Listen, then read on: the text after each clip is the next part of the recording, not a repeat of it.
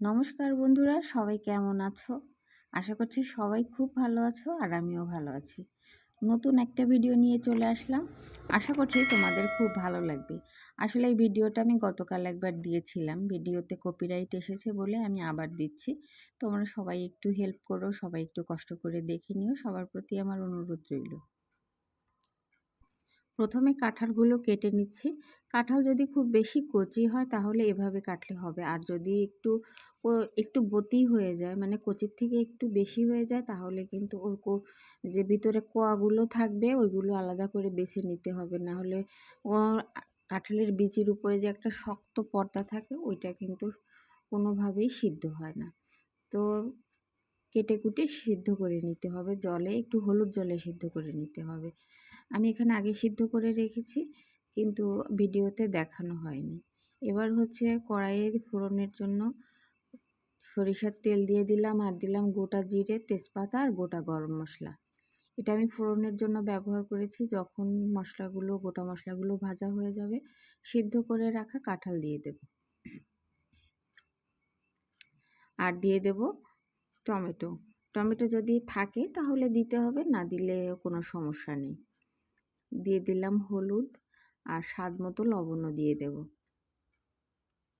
লবণটা যে যার স্বাদ মানে তরকারির পরিমাণ মতোই দিতে হবে, বেশি দিলে তো হবে না। লবণ এমন একটা জিনিস, বেশি চাইলেও বেশি ব্যবহার করা যায় না।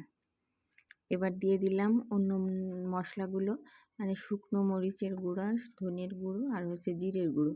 এটা আমি বেশ কিছুক্ষণ জলে ভিজিয়ে রেখেছিলাম, জলে গুলে তারপরে দিয়ে দিলাম। আর ঝালের গুঁড়োটা আমি একটু কমই ব্যবহার করেছি, যেহেতু আমি কাঁচামরিচ দেব, তার জন্য শুকনো মরিচটা একটু কম দিয়েছি। আগের থেকে আমি এখানে মশলা কষাইনি, তো কাঁঠালের সাথে দিয়ে ভালো করে মশলাটা কষে নিচ্ছি। একটু সময় নিয়ে কষে নিতে হবে। আর দিয়ে দিলাম 8টার মতো কাঁচামরিচ চিড়ে। মশলা ধোয়া জলটা দিয়ে ভালো করে কাঁঠালের সাথে কষে নেব। দিয়ে দিচ্ছি সিদ্ধ করে রাখা আলু।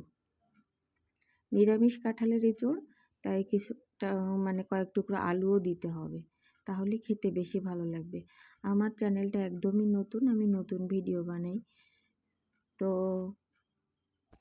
সাবস্ক্রাইব করে আমাকে পাশে রেখে দিবেন, সবার প্রতি আমার অনুরোধ রইল।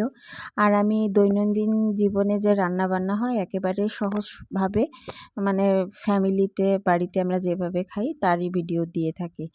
তো এবার হচ্ছে নারকেলের দুধ দিয়ে দিচ্ছি আমি। একটা নারকেল থেকে যতটা দুধ বের করা সম্ভব হয় পুরোটাই দিয়ে দিলাম, আর নারকেলের দুধটা অবশ্যই ছেঁকে নিতে হবে। আমার কিন্তু মোটামুটি মশলা প্রায় দেয়া শেষ, কোনোটাই দিতে বাকি নেই। শুধু আমি 1 চামচ এখানে চিনি ব্যবহার করব, যেহেতু আমি টমেটো দিয়েছি, নারকেলের দুধ দিচ্ছি, তো টেস্টের ব্যালেন্সের জন্য আমি 1 চামচ চিনিও দেব।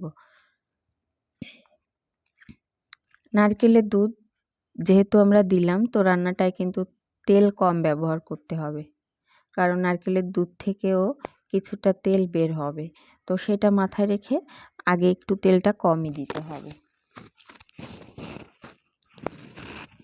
চিনিটা দিয়ে দিলাম, এখন শুধু জাল করে নামিয়ে নেবার পালা।